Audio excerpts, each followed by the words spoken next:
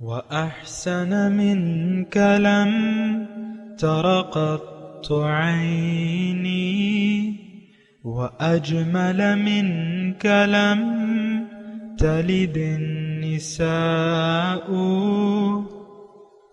خلقت مبرأ من كل عيب خلقت مبرأ من كل عيب كأنك قد خلقت كما تشاء.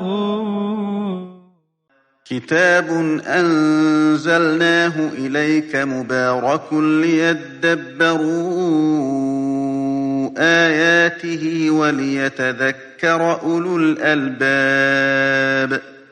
یہ کتاب برکت والی ہے جسے ہم نے آپ کی طرف نازل فرمایا ہے تاکہ دانش مند لوگ اس کی آیتوں میں غور و فکر کریں اور نصیحت حاصل کریں. استغفر اللہ الذی لا الہ الا هو الحی القیوم واتوب الیہ. اللہم صلی علی سیدنا محمد معدن الجود والکرم وآلہ وسلم. سامعین ناظرین اکرام السلام علیکم ورحمۃ اللہ وبرکاتہ. سامعین اکرام، سورہ مائدہ درس نمبر 575 آیت نمبر 99. آج کا موضوع کیا ہم لوگ عقل مند نہیں ہیں؟ اس کے ساتھ آج کے سبق کا آغاز کرتے ہیں. سب سے پہلے گزشتہ سبق کا اعادہ ہوگا. اعوذ باللہ من الشیطان الرجیم. پناہ مانگتا ہوں میں اللہ کی شیطان مردود سے. بسم اللہ الرحمن الرحیم.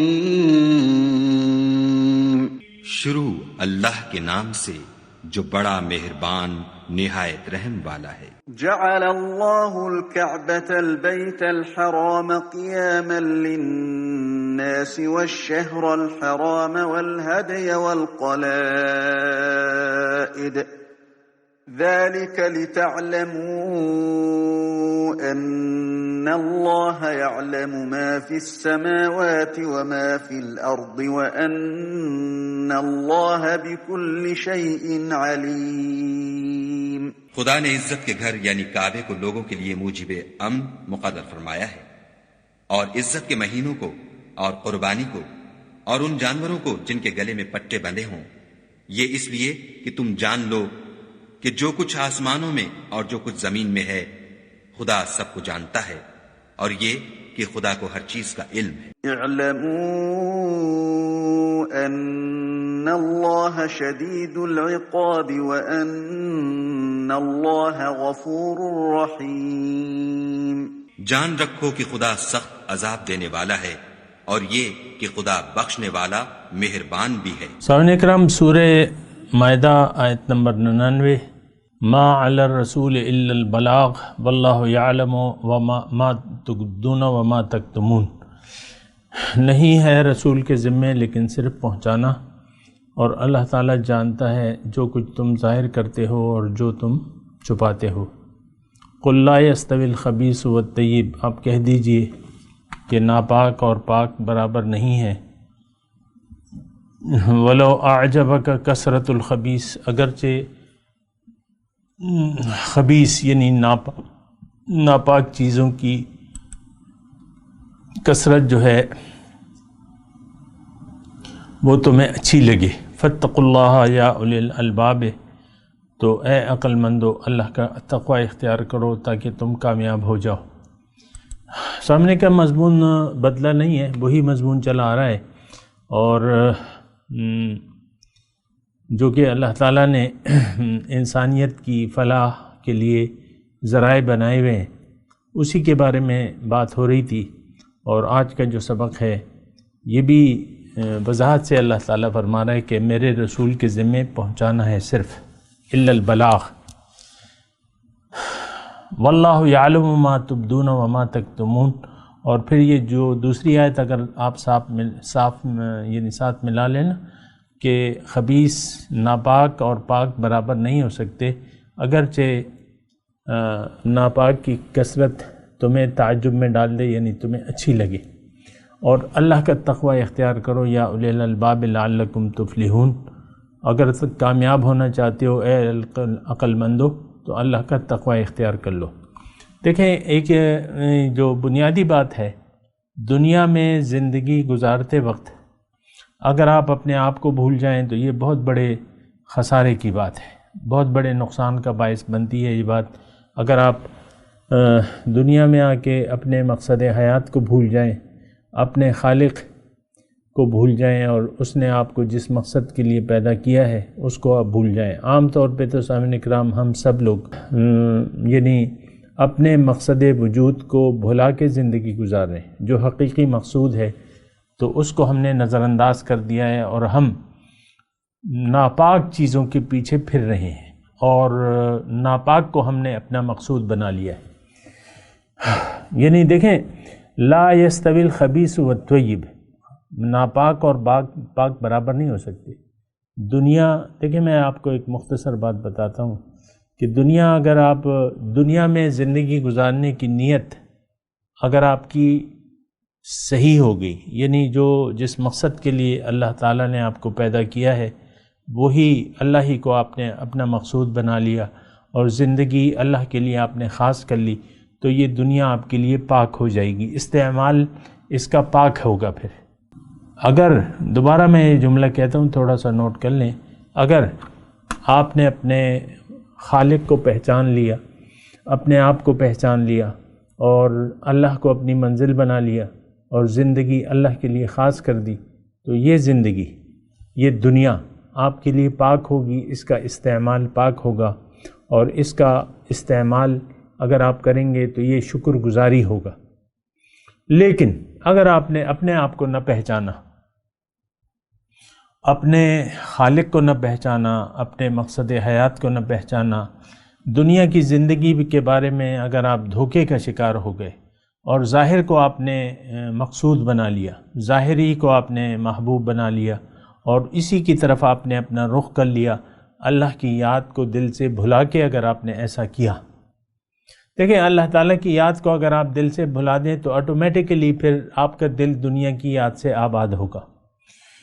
یہ دونوں یعنی ان دونوں باتوں میں بعد المشرقین ہے، ایک دوسرے کے متضاد ہیں، مخالف ہیں۔ یہ نہیں ہو سکتا کہ آپ کا دل اللہ کی یاد سے آباد ہو اور دنیا کی محبت بھی آپ کے دل میں ہو، یہ نہیں ہو سکتا۔ ایک چیز ہوگی، اللہ تعالیٰ نے فرمایا قرآن میں کہ ما جعل اللہ لرجل من قلبین فی جوفہ، اللہ تعالیٰ نے کسی کے سینے میں دو دل نہیں بنائے، محبت ایک سے ہوتی ہے، ہزاروں سے نہیں۔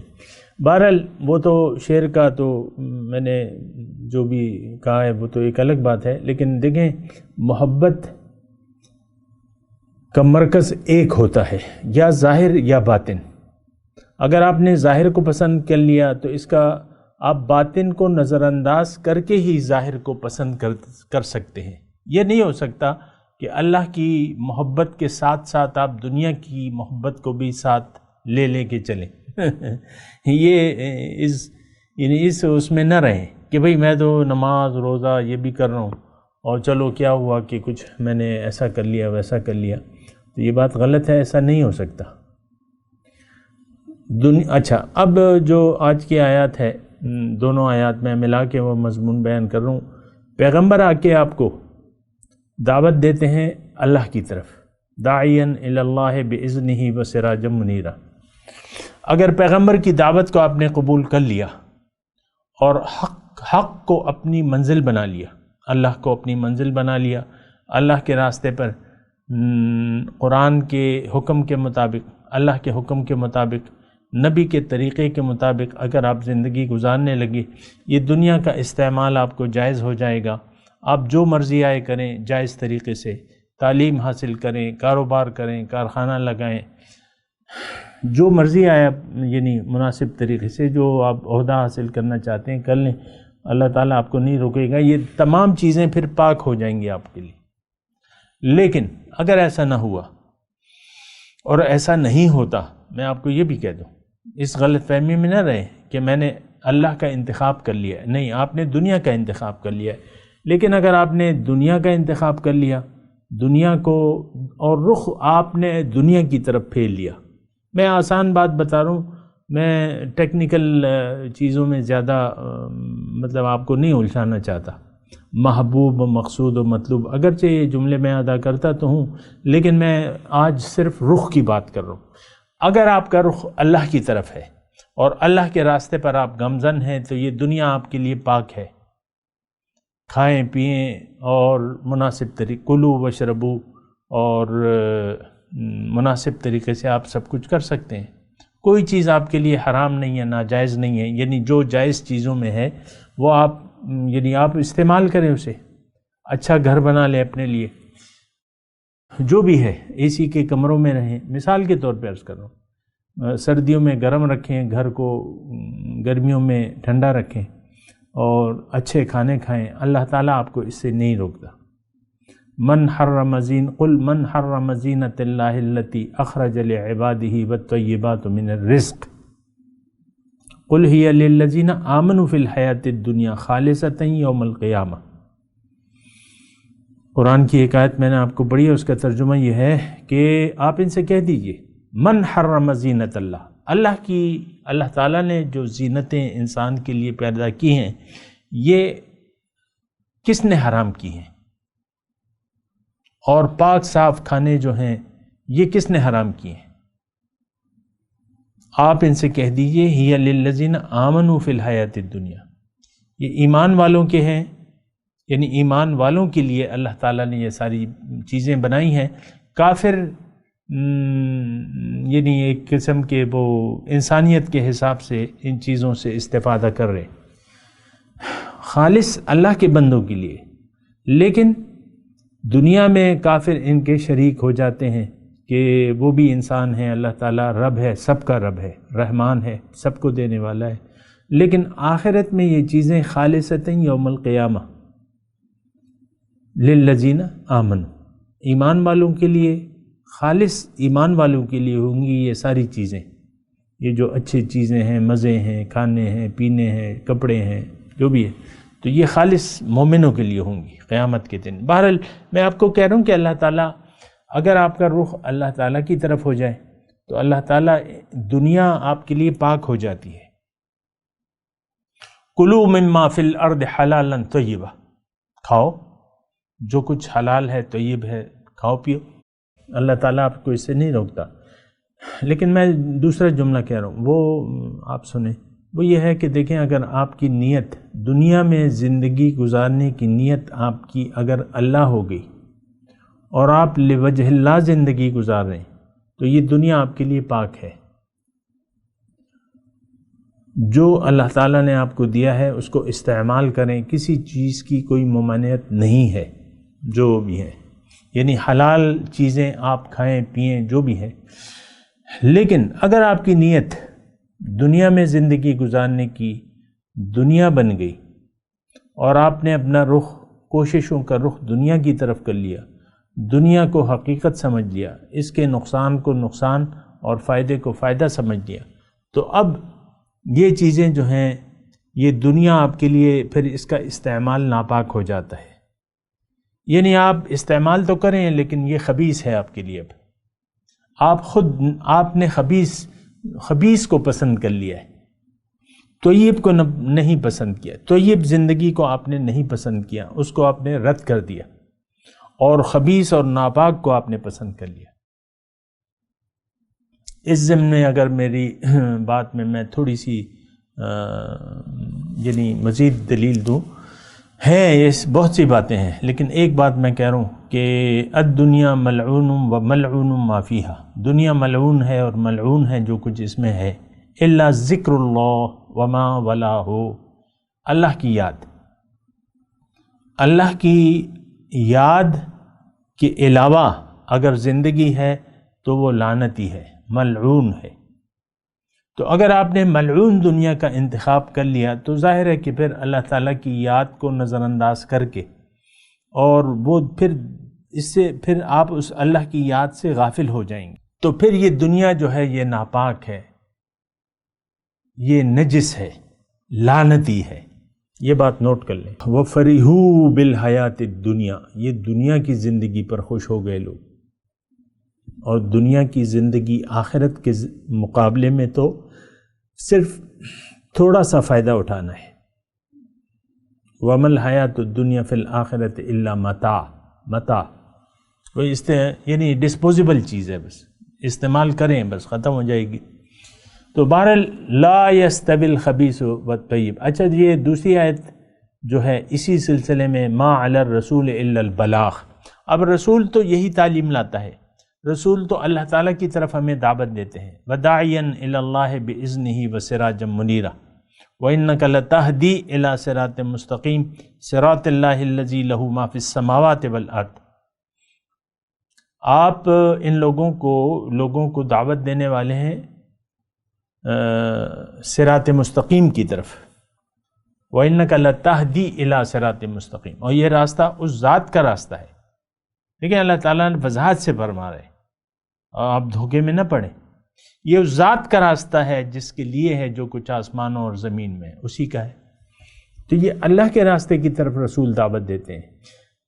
اللہ کا رسول واضح طور پہ ہمیں بتاتا ہے اے لوگو تمہیں اللہ تعالیٰ نے آخرت کی کامیابی کے لیے کوشش کرنے کے لیے پیدا کیا ہے،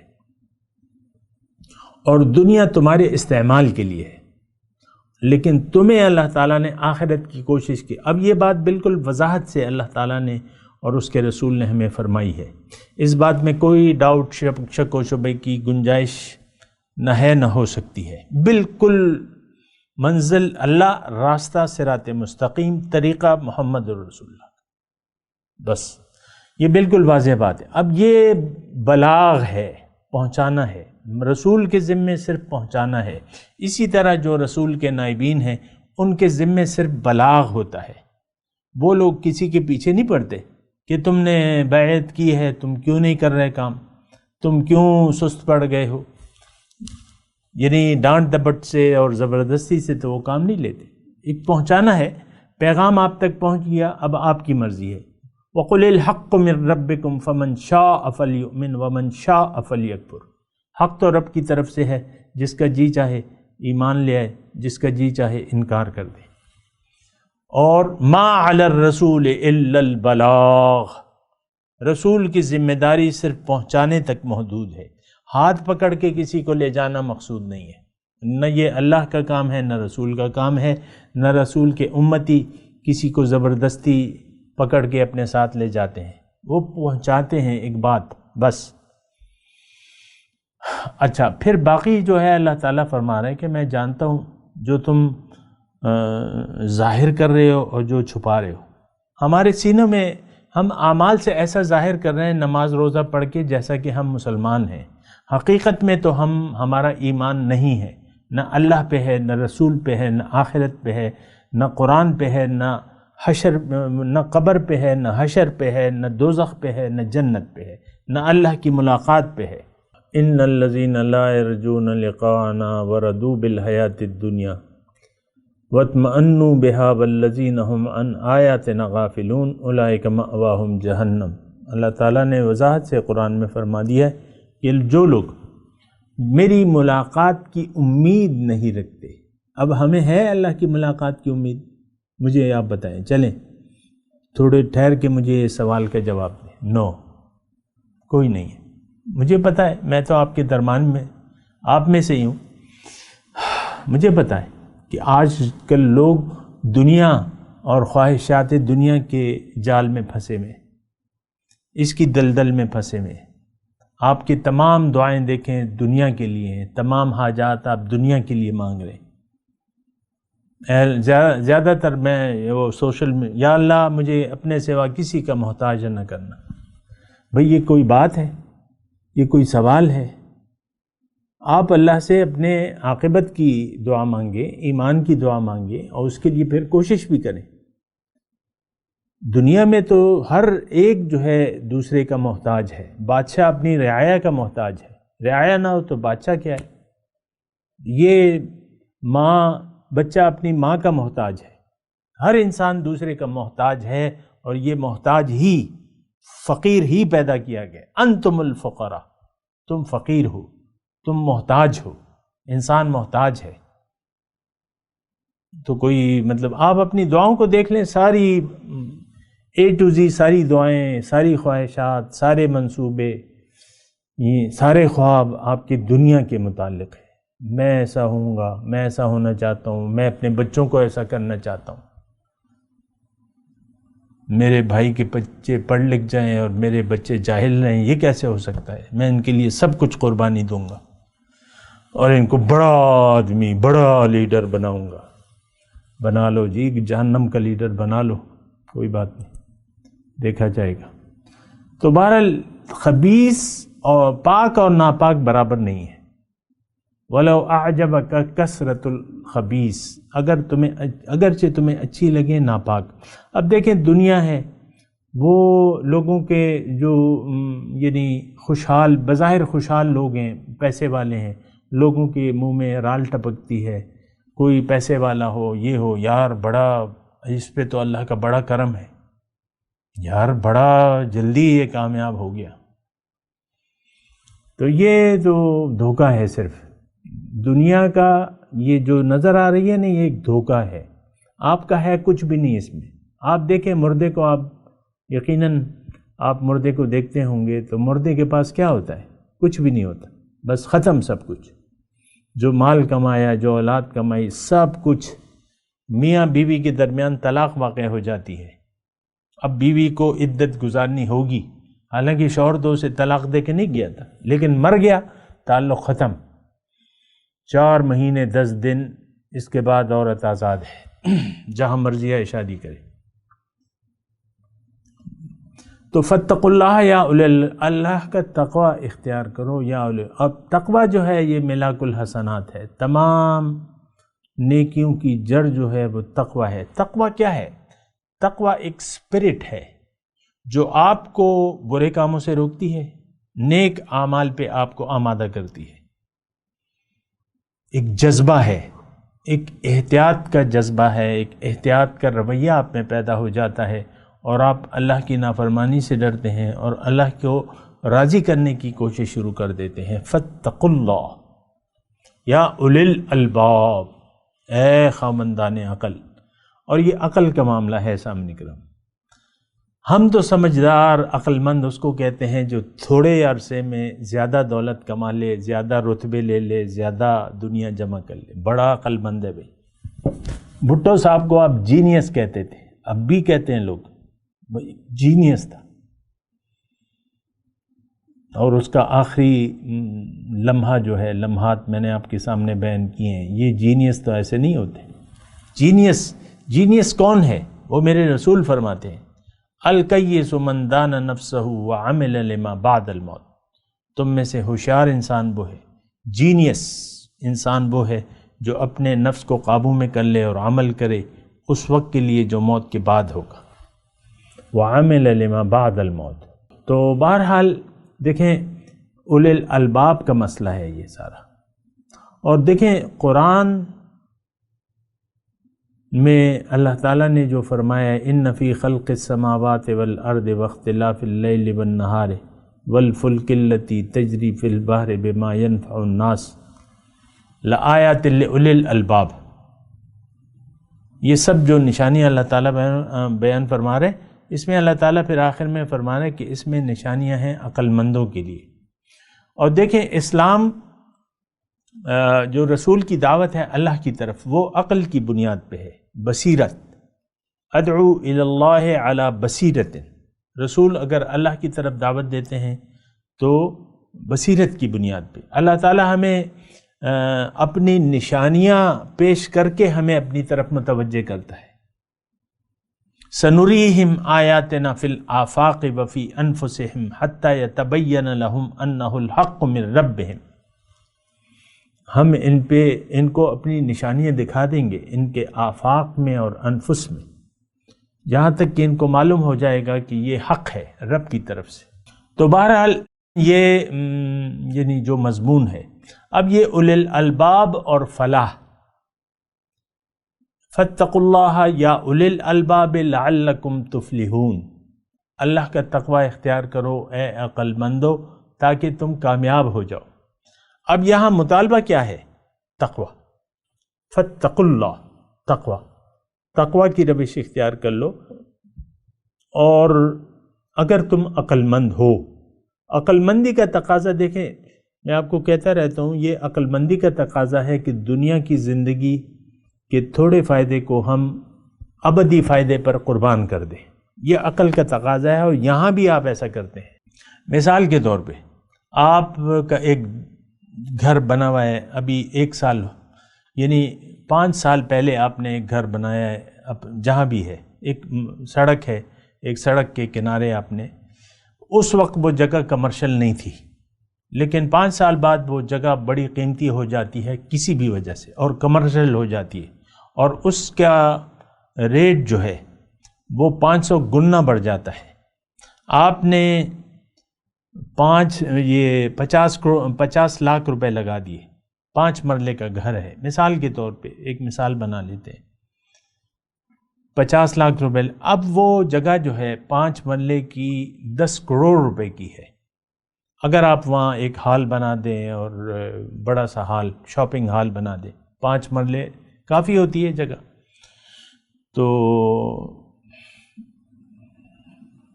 اب آپ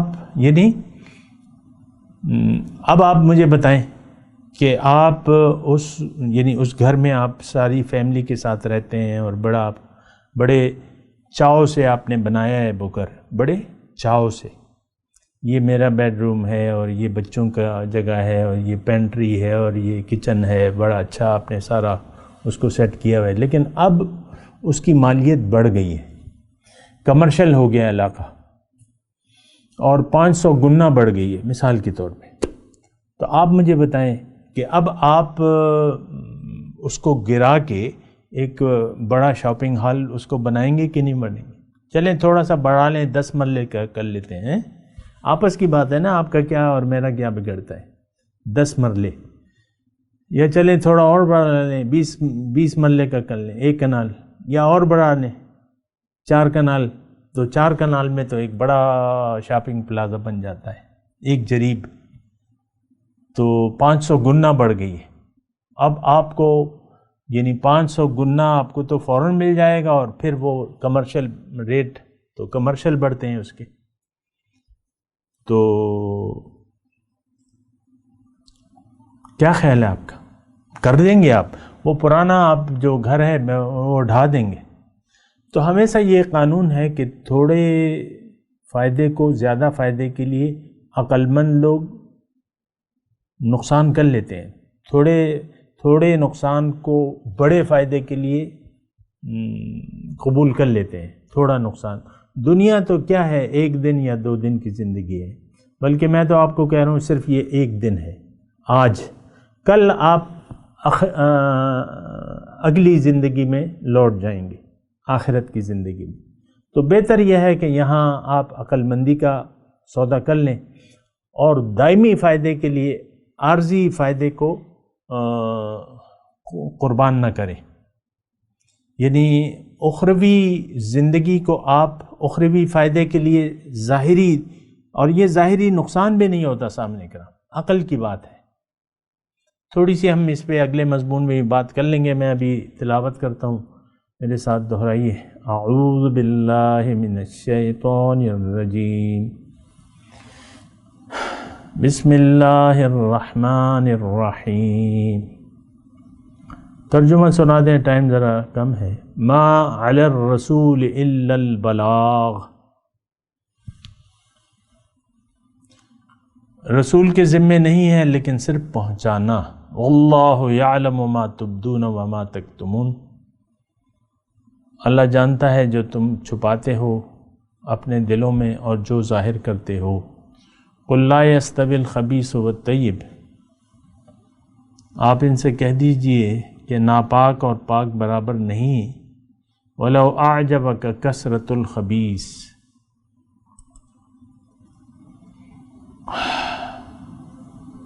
اگرچہ تمہیں اچھی لگے کثرت ناپاک کی۔ فَاتَّقُوا اللَّهَ يَا أُولِي الْأَلْبَابِ لَعَلَّكُمْ تُفْلِحُونَ، تو اللہ کا تقوی اختیار کر لو اے عقل والو، تاکہ تم فلاح پا جاؤ۔ اب ان آیت کی تلاوت اور ترجمہ۔ اعوذ باللہ من الشیطان الرجیم، پناہ مانگتا ہوں میں اللہ کی شیطان مردود سے۔ بسم اللہ الرحمن الرحیم،